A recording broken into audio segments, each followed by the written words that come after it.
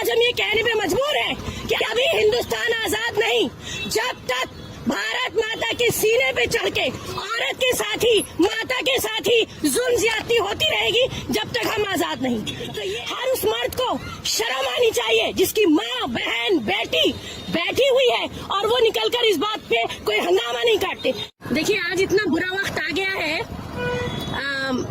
जिस मुल्क में हम रहते हैं कि हम लोगों को आज अपना मुंह बंद करके अपना एक एजिटेशन दर्ज करवाना पड़ रहा है। हमारा आज का जो ये साइलेंट प्रोटेस्ट है, वुमेन इंडिया मूवमेंट, एक ऑर्गेनाइजेशन जो 12 स्टेट्स में कुछ सालों से औरतों के एम्पावरमेंट और अपलिफ्टमेंट के लिए काम करती है, हमने पिछले कुछ 1 महीने से एक कैंपेन स्टार्ट किया हुआ है। आप देख सकते हैं इस कैंपेन का जो हमने टाइटल दिया है कि वुमेन सेफ्टी, ठीक है, एक कलेक्टिव रेस्पॉन्सिबिलिटी, यानी औरत की हिफाजत हर एक की जिम्मेदारी। ये एक इंफरादी कोई मामला नहीं है, बल्कि मैं समझती हूँ कि इस मुल्क में 50% औरत जो है वो ह्यूमन रिसोर्स है, और उसी के चलते हुए जो तशद्दुद सामने आता है, यानी औरतों के साथ जिस तरीके का जुल्म हम देख रहे हैं, खास तौर से under the regime of BJP government के, ऐसा मालूम होता है जैसे पावर में बैठे हुए लोग इसको सपोर्ट करते हैं। रेप की घटनाएं हो, या फिर औरतों के साथ ट्रेन, बस, सड़क पर चलते हुए वायलेंस हो, या फिर औरतों को जो जस्टिस नहीं मिलता,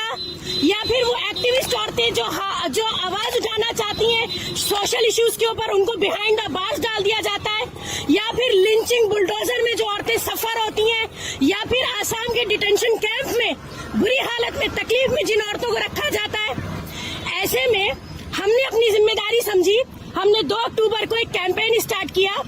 क्योंकि गांधी जयंती के दिन ये गांधी जी का एक स्टेटमेंट था, ये कोटेशन था कि जिस दिन औरत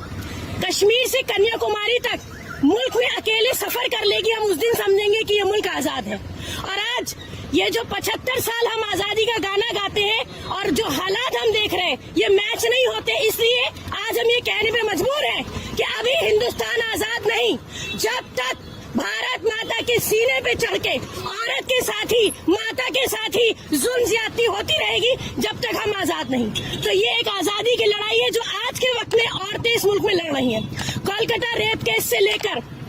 ठीक है, आप पीछे की हिस्ट्री देखिए, या फिर रोज बरोज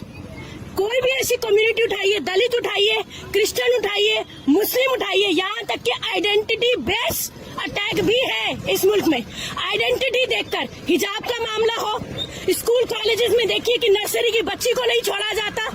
उसके बाद ट्रेन में, बस में आप देखिए, यहाँ तक कि women in uniform also not safe in this country. उसके बाद सवाल उठता है लॉ एंड ऑर्डर का, सवाल उठता है जस्टिस सिस्टम के ऊपर। यही हमारी कुछ डिमांड्स हैं कि हम चाहते हैं जो तशद्दुद और बेहुरमती और जो जुल्म इस वक्त हिंदुस्तान की सरजमीन पे औरतों के साथ हो रहा है, उसको बराबर चेक होना चाहिए। उसके ऊपर हमारी डिमांड है कि सख्त से सख्त कानून बनने चाहिए।